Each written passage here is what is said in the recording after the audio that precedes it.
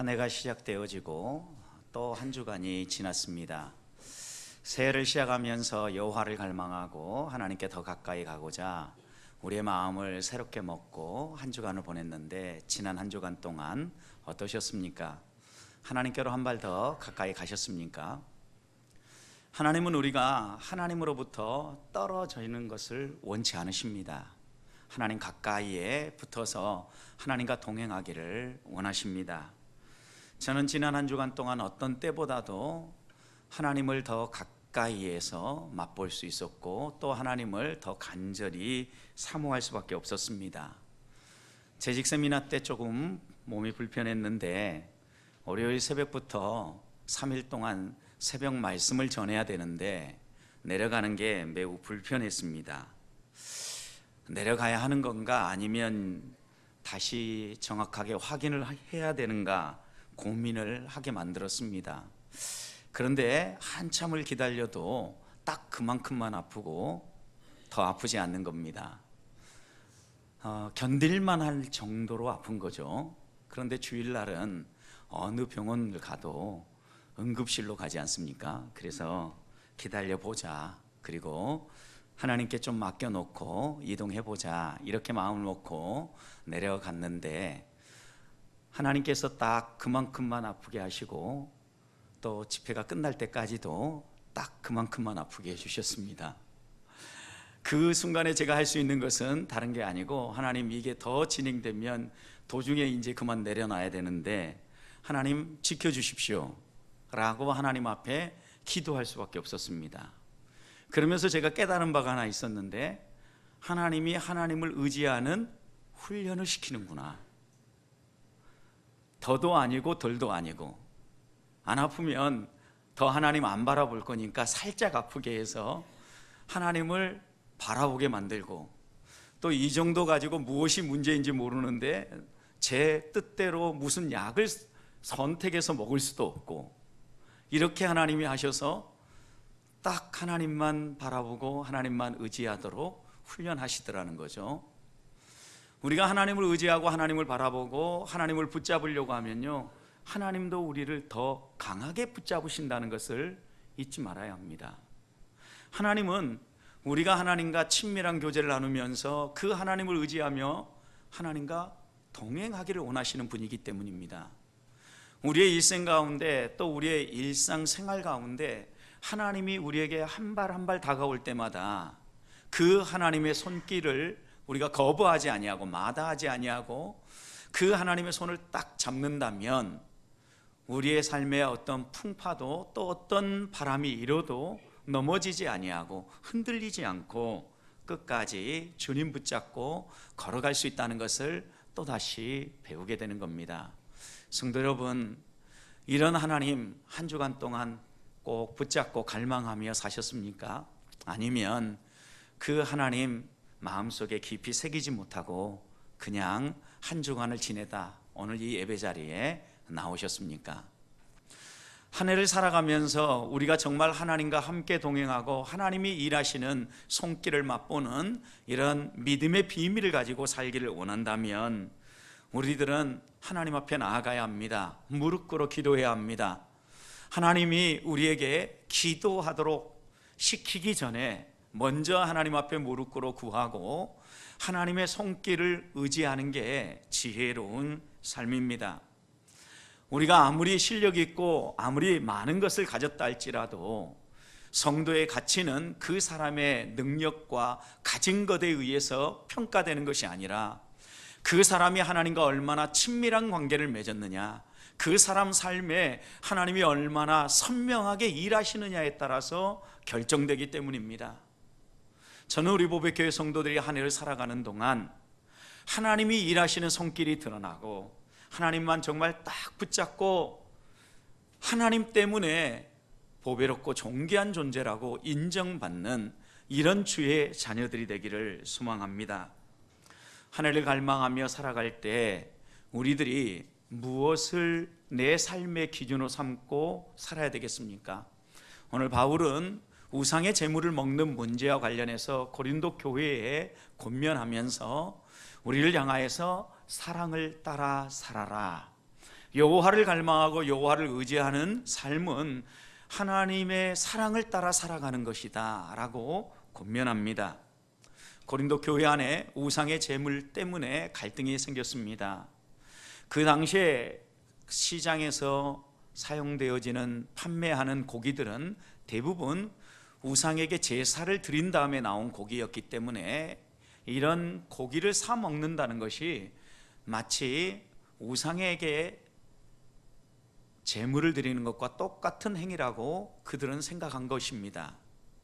그런데 또 어떤 사람들은 복음을 듣고 보니까 이 우상의 제물이라 할지라도 사람 몸 밖에서 사람 몸 안으로 들어가는 것은 사람을 오염시키거나 사람을 더럽게 할 수 없다라고 생각을 한 것입니다.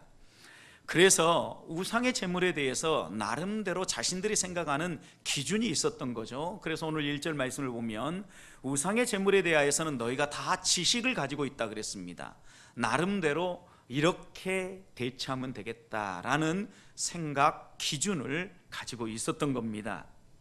그 두 가지 기준이 한 사람들은 본인들이 배워서 깨달아 안 대로 행동하면 된다라고 생각하는 한 그룹이 있었던 것 같고, 또 한 그룹은 우리가 알고 그 아는 것을 따라 사는 것도 중요한데 그렇게 아는 것을 시행하며 살아갈 때 사랑으로 행하는 것이 중요하다, 이렇게 말하는 그룹이 있었던 겁니다. 그러니 1절 말씀 후반절에 보면 지식으로 행하는 사람에 대해서 한 말을 하고 또 사랑으로 행하는 사람에 대해서도 한 말을 하는 거죠. 지식을 따라 행하는 것은 교만하게 사람을 만들지만 사랑을 따라 행하는 사람에게는 덕을 세우는 복이 있다라고 이렇게 1절 후반절이 이야기하고 있는 거죠. 여러분, 우리들도 생활을 하면서 어떤 결정을 해야 될 때가 있습니다. 어떤 결정을 해야 될 때 본문에서 만나는 이렇게 우상의 제물을 먹는 문제처럼 어떤 때에는 괜찮을 것 같기도 하지만 어떤 때에는 조금 불편하게 보이는 것, 이런 것들이 있지 않습니까? 오늘 현대를 살아가는 우리들에게 가장 이런 주제와 연관되어지는 먹는 문제는요, 교회 안에서 술과 담배의 문제입니다. 바로 이런 문제가 똑같이 오늘에도 있는데, 여러분, 그 당시 고린도 교회에 있는 사람들은 고기를 먹음으로 말미암아 부정하게 된다, 우상 숭배를 하게 된다라고 말하는 사람도 있었지만, 또 한편으로는 야, 고기는 아무런 문제가 없어, 사람 몸 밖에서 안으로 들어가는 게 뭐가 문제야, 사람이 부패해서 그 부패한 본성에서 나오는 잘못된 행동들이 문제야, 이렇게 생각하는 두 그룹이 있는 것처럼, 여러분, 오늘날 교회 안에도요, 술과 담배 문제를 이해함에 있어서 이것은 성도라고 하면 구원의 문제와 연결되어질 뿐만 아니라 성도의 본질을 깨트리는 심각한 죄악된 행동이다 라고 생각하는 사람들이 있어요. 그리고 또 한 그룹으로는 술과 담배의 문제는 기호식품의 문제고, 술을 과하게 마시는 게 문제고, 또 담배를 피므로 말미암아 우리의 건강을 해치는 게 문제다. 그러니까 우리가 술, 담배 문제는 선택의 문제로 생각을 해야 된다, 이렇게 주장하는 그룹이 있다는 거예요. 여러분, 이런 주제가 딱 나왔을 때 바울은 이 문제를 어떻게 푸는가 보십시오. 우상의 제물을 먹는 것도 먹지 않는 것도 둘 다 나름의 지식과 나름의 기준을 가지고 선택하며 행동을 합니다. 그런데 그 행동의 원리를 설명하고 또 풀어서 이러기 때문에 이렇게 결론을 내어주는 것을 바울은 목표로 하지 아니하고 이 문제를 품에 있어서 먼저 생각하게 합니다. 먼저 풀게 만드는 것은 우리가 그런 행동을 함으로 말미암아 어떤 결과가 나오는지에 대해서 생각을 하라고 이야기를 합니다. 이 행동이 옳으냐 그르냐를 판단하기 전에 그 행동을 함으로 말미암아 나타날 결과에 대해서 지금 이야기하고 있는 거죠. 그 결과가 무엇입니까? 지식은 교만이라는 결과를 나오고 사랑은 덕을 세우는 결과를 가져온다. 그러니 어떤 행동을 선택하겠느냐 묻고 있는 거죠. 여러분, 우리가 하나님의 말씀을 잘 알고 그 말씀을 따라 살아가는 것 정말 필요하죠. 우리가 그 말씀을 따라 살지 않으면 무엇을 따라 살겠습니까? 그런데 하나님의 말씀을 너무 강조하고 말씀을 지키는 것을 마치 예수님 당시의 율법주의자들이 또 바리새인들이 말씀을 지키고자 그렇게 규례를 만들고 그 말씀대로 살고자 몸부림쳤던 것처럼 우리들도 이 땅을 살다 보면 바리새인이나 율법주의자들처럼 마음 중심은 사라져버리고 왜 그 일을 지키고 행해야 되는지는 사라져버리고 형식만 남을 수 있다는 것을 지금 경고하는 거죠. 여러분 많이 알고 있어 보십시오. 그러면 분명히 신앙생활하는 데 도움이 됩니다. 저도 가끔은 이성적인 사람이어서요, 여행을 가려고 할 때 여행 가려고 하는 곳에 대한 정보를 먼저 수집을 합니다. 그리고 어떤 것들을 들어보면 좋겠다 이렇게 생각을 하고 계획을 세우고 갑니다. 이렇게 가면 가서 볼 때 보이는 것도 많이 보이고 또 여러 가지 생각들도 더 할 수 있는 여유가 생기게 돼요.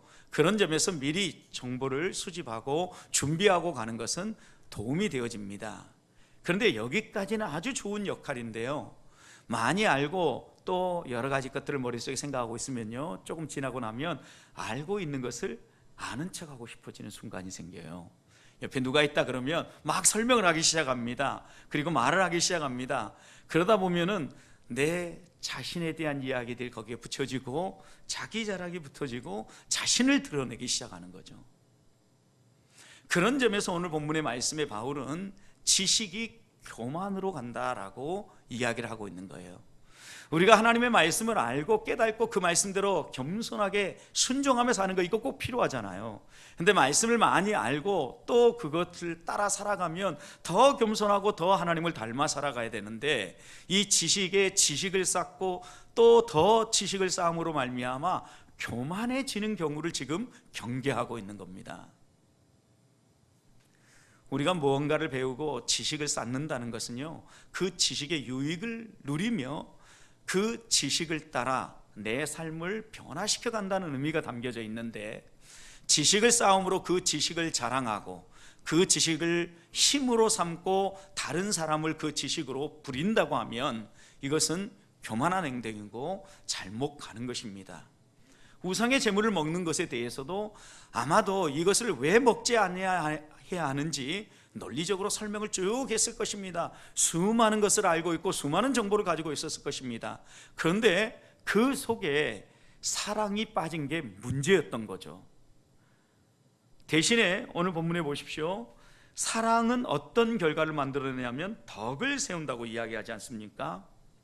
여러분, 덕을 세운다라는 것은, 사랑은 여기에 덕을 세운다는 의미는 어떤 건물이 무너지지 않도록 건강하게 지탱하고 세워준다는 이런 의미의 단어입니다. 여러분, 그러니까 교회에 덕을 세운다라는 것은 교회가 하나 되어지고 교회가 건강하게 설 수 있도록 협력을 한다, 화평케 한다, 화목케 한다, 이런 의미가 담겨져 있는 단어예요. 여러분, 사랑은 교회를 견고하게 세워주고 교회 안에서 우상의 재물을 먹는 문제로 말미암아 성도들이 이 4분 5열 되도록 이렇게 가르는 게 아니라 하나 되게 해준다는 겁니다. 여러분, 우리는 이 땅을 살아가는 동안 여러 가지 많은 것을 알면 알수록 더 갈등이 생기는 경우가 많지 않습니까? 그래서 지식이 교만함으로 간다라고 이야기를 하면서 우리가 지식을 건강하게 써야 될 것을 다시 한번 가르치면서 교훈하는데, 여러분, 지식이 교만으로 가면, 교만은 성경에서 계속해서 경고하는 것처럼 자기 중심적인 삶입니다. 모든 것이 내 중심으로 움직여야 된다고 생각하는 겁니다. 가족도 나를 최고로 인정하고 존중해 주지 않으면 가족들이 다 싫어집니다. 교회에서도 나를 중심으로 모든 사람들이 생각을 해야 되고 내가 생각하는 것을 모든 사람들이 다 따라줘야 된다라고 생각하는 거죠. 여러분, 어리석은 생각입니다. 교만은 다툼을 낳게 되어 있고 교만은 사람들을 분열시키기 때문에 우리 주님은 이 교만은 패망의 선봉이고 넘어짐의 지름길이다, 이렇게 말씀하셨던 겁니다. 대신에 사랑은요, 사람들을 이렇게 품어주고 하나 되게 만들어주고 겸손하게 할 뿐만 아니라 하나님의 은혜를 덧입는 통로가 되어준다, 이렇게 이야기하지 않습니까? 저는 먼저 우리들이 어떤 갈림길에 서서 어떤 결정을 해야 될까 고민이 될 때마다 이것을 결정함으로 말미암아 어떤 결과가 나오는지를 생각하면서 그 결과가 우리를 교만하게 만들고 넘어지게 하는 것이라고 하면 내려놓고, 오히려 교회를 하나 되게 만들고 협력하게 만들고 덕을 세우는 일이라면 그것을 선택하며 살아가는 성도들이 될 수 있기를 주님의 이름으로 축복합니다. 얼마나 많이 아느냐보다 더 중요한 것은 아는 것들을 사랑을 가지고 실천하느냐 하지 못하느냐가 더 중요함을 깨닫고 올 한 해 동안 하나님 말씀 깨달은 대로 사랑으로 행하는 성도들이 되시기를 축복합니다. 두 번째는요, 이렇게 결과에 대해서 이야기하면서 실제로 그들이 두려워하고 있는 것이 무엇인가를 바라보게 합니다. 여러분, 지금 그들 가운데 갈등이 생긴 것은 우상의 제물을 먹으면 그들도 우상 숭배자가 되어지고, 우상 숭배에 제물로 드린 음식을 먹으면 본인들도 부정해진다라고 생각을 한 겁니다. 오염된다고 생각하는 거죠. 여러분 생각해 보십시오. 우리들도 한동안 그런 마음들을 가지고 있었죠. 우리에게 제일 불편했던 게 바로 제사의 문제였죠. 제사 음식들 어떻습니까 여러분? 제사 음식들 평소와는 다른 음식들이 준비되잖아요. 그래서 막 제사 음식 나오면 너무 신나고 막 먹고 싶고 막 이런 마음들이 여러분 마음에 있으셨습니까? 하여튼 좋아하는 음식이 있었어요. 저는 이제 그 찰 시루떡 가운데 팥이 들어가지 아니하고 콩고물이 묻어있는 이 시루떡, 꼭 제사에 이런 시루떡을 제가 있는 곳에서는 올려놨어요. 근데 그 제사떡 되게 좋아했는데요, 제사 드린 음식이라고 하면 왠지 먹으려고 하면 꺼림칙한 거예요. 마음이 불편해요. 좋아하는 음식임에도 불구하고 왜 그런 꺼리낌이 있었을까? 아마 이걸 먹으면 제사를 드린 사람들처럼 나도 오염될 수 있고 부정탈 수 있다라는 생각이 우리 어른들의 이야기를 통해서 자연스럽게 제 마음속에 있었기 때문에 이런 반응을 보이지 않았을까 생각을 합니다.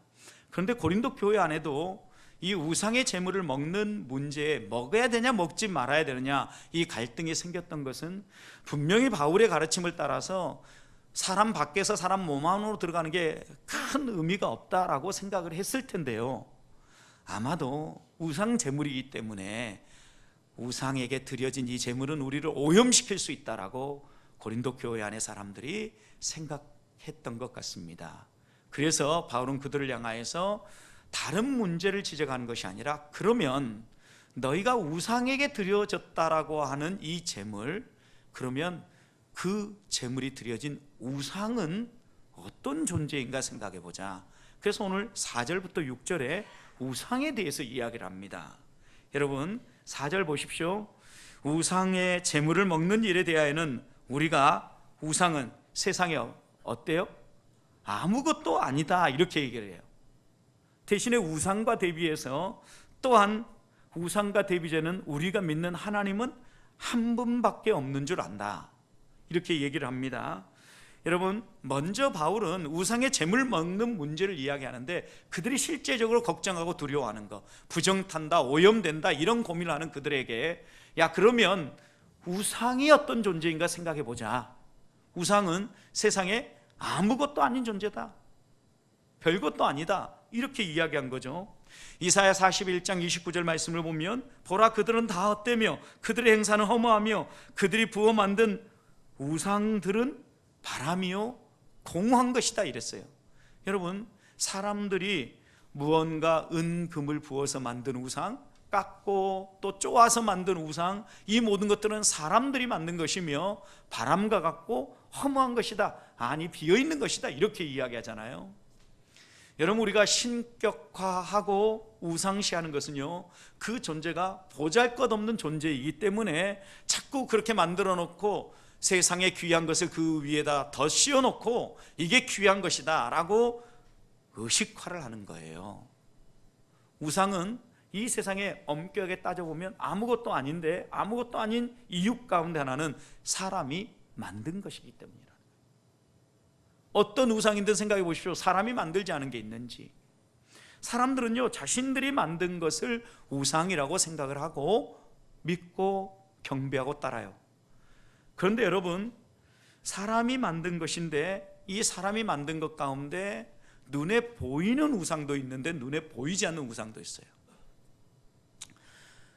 어떤 중요한 가치들을 나는 중요하게 생각하는데 하나님보다 더 중요한 가치에 두고, 하나님이 주시는 말씀보다 더 중요한 가치에 두는 어떤 원리들이 있다고 하면 이것이 성경은 우상이다라고 이야기하잖아요. 여러분, 은, 금 없으면 못 살 것 같은데 하나님은 없어도 살 것 같다.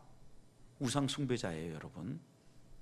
근데 우리는 실제 교회 예배를 할 때에는 이 부분에 대해서 명확하게 반응하지만 세상에서 나아가서 살아갈 때는 하나님 없어도 생활하는데 아무런 불편함이 없는 것 같은데 돈이 없으면 매우 불편하다고 생각을 합니다. 불편한 정도에서 멈추면 그래도 다행인데 돈 없으면 못 살겠다 이렇게 생각이 들기 시작하면 여러분, 우리는 우상 숭배하고 있는 거예요. 무슨 우상? 눈에 보이지 않지만 강력한 힘을 가지고 있는 돈이라는 만몬 신을 우리는 의지하고 있는 거예요. 그래서 성경을 보면은요, 사울이 하나님의 말씀에 순종하지 않고 자기 생각대로 행동했을 때 사무엘 선지자가 이 사울에게요, 사무엘상 15장 23절을 보면 이렇게 얘기했어요. 완고한 것은, 고집스럽게 순종하지 아니하고 자기 생각대로 끝까지 밀고 나가는 이런 완고함은 사신 우상에게 절하는 죄입니다. 성도 여러분, 우리들이 이 땅을 살아가면서 우상 숭배하니까 눈에 보이는 어떤 형상에 가서 절하고 숭배하는 것만이 아니라 눈에 보이지 않는 어떤 세력들에 의해서 내 삶이 끌려가는 것, 여기서 한 걸음 더 나아가서 내가 옳다고 생각하는 것을 끝까지 주장하며 완고하게 행동하는 것, 이것도 뭐예요? 우상을 섬기는 거다. 성도 여러분, 그런데 의외로 우리가 이런 부분들에 있어서 많은 실패를 하게 되는데 우상은 아무것도 아니에요. 어떻게 생각해 보면 돈도요, 지금 당장은 나의 먹고 사는 문제를 완벽하게 좌우하고 나를 행복하게 해줄 것 같이 느껴지지만 실제요, 부족한 대로 살아보면 또 살만해요. 그래서 모든 면에서 보면 우리의 생명은 하나님이 주관하시는 거지 세상의 물질이 내 생명을 주관하지 않아요. 생각도 보십시오. 어떤 때는 내 생각이 관철되지 않으면 죽을 것 같은데요, 또 무시당하는 것 같고 실패하는 것 같은데요, 한번 양보하고 그냥 내 생각 틀릴 수도 있겠구나 이렇게 생각하고 그 안고함을 내려놓고 살면은요, 마음이 평안해져요. 그리고 오히려 내가 속해 있는 모임이요, 화평케 되어져요. 언제부턴가 우리는요, 우리가 중요하다고 생각하는 것을 너무 지키고자 애를 쓴 나머지 그것이 고집이 되어지고 우상이 되어지고 우리가 만드는 무엇이 되어버렸다라는 거예요. 지금 우상의 재물을 먹는 문제를 통해서 우리가 다시 한 번 더 마음에 새겨야 될 것은 오늘 하루를 살아가면서 우리가 혹시 이렇게 하는 게 있지 않은가 되돌아봐야 합니다. 술, 담배 문제도 역시 똑같습니다, 여러분. 이것으로 말미암아 우리의 신앙에 심각한 손상이 온다면 우리는 멈춰서야 되는데 아직 끊지 못하고 있는 사람이 있다고 해서 그 사람의 신앙이 형편없다라고 이야기하는 것은 우리들의 교만이에요. 어떻게 생각해 보면 그 사람의 겉으로 드러나는 행동은 술을 마시고 담배를 피는 것으로 보여질지 모르지만 그 중심에 하나님을 누구보다 갈망하고 간절히 의지하는 마음이 있을 수 있기 때문입니다. 그런 점에서 우리가 하나님 앞에서 먼저 우리 자신들이 소중하다고 생각하는 것을 꼭 지켜야 되는 것처럼 우리 이웃들이 소중하다고 생각하는 것들 역시 지켜줄 수 있는 마음의 여유가 있어야 하는 거예요. 그럴 때 교회가 하나 되어지고 우리가 또 다른 우상을 섬기는 것이 아니라 하나님을 섬기며 살아갈 수 있는 거예요. 오늘 5절 말씀 보십시오. 그래서 우상과 대비해서 바울은 하나님을 이렇게 소개하죠. 하나님은 한 분밖에 없다라고 얘기하면서 비록 하늘에나 땅에나 신이라 불리는 자가 있어서 많은 신과 많은 주가 있지만 6절 그러나 우리에게는 어떤 분이 계신다? 한 분 하나님이 계신다. 삼위일체 하나님이 계신다. 한 분 하나님이 계셔서 그 아버지의 하나님이 계시는데 만물이 그에게로부터 나오고 만물이 그를 위하여 존재한다. 또 한 주이신 누가 계세요? 예수 그리스도가 계신데 그 예수 그리스도로 말미암아 만물이 나왔고 또한 만물이 그로 인하여서 존재하게 되었다. 이렇게 얘기하죠. 삼일체 하나님을 이야기하는 거예요. 한 분 하나님이신데 그 한 분 하나님은 창조주이시고 또 만물을 지탱하시는 힘이시다라고 말씀하고 있는 거죠. 내가 존재하는 이유가 하나님 때문이라는 거예요. 수많은 신, 수많은 주와 비교되어지는 한 분 하나님을 지금 이야기하면서 우리들이 관심 갖고 붙잡아야 될 것은 한 분 하나님이다, 이렇게 말씀하고 있는 겁니다. 사랑하는 성도 여러분, 우상의 제물을 먹느냐 먹지 않느냐, 술을 마시느냐 담배를 피느냐 피지 않느냐, 이것보다 중요한 것은 내가 우상을 두려워하고 있는가, 내가 하나님을 붙잡고 하나님을 의지하며 살고 있느냐가 더 중요하다는 거예요. 어떤 결정을 할 때 하나님을 바라보면서 결정하라는 겁니다. 올 한 해 세상에 그 무엇을 두려워하고 우상을 두려워하고 그것에 끌려가는 인생이 아니라 한 분 하나님을 의지하고 그 하나님이 이끄시는 대로 따라갈 수 있는 주의 자녀들이 되시기를 축복합니다. 마지막입니다. 그렇다면 사랑으로 행한다는 의미는 어떤 의미입니까? 사랑을 따라 행하라고 이야기하지 않습니까? 1절 후반절 다시 보십시오. 지식은 우리를 교만하기 때문에 우리가 선택하며 행동할 것은 사랑으로 행하는 것이고 사랑은 덕을 세운다라고 얘기했습니다. 여러분, 덕을 세운다는 것은 설명드렸던 것처럼 교회를 세운다는 의미예요. 우리가 신앙생활할 때 신앙생활의 마침표가 무엇인가를 항상 생각해야 되는데, 베드로 사도는 베드로후서 1장에서요 너희 믿음의 덕을, 덕의 지식을, 지식의 절제를, 절제의 인내를, 인내의 경건을, 경건의 형제 우애를, 형제 우애에 뭘 더해라? 사랑을 더해라. 여러분이 아실 것 같으니까 물은 거예요. 믿음으로 시작했어요. 믿음으로.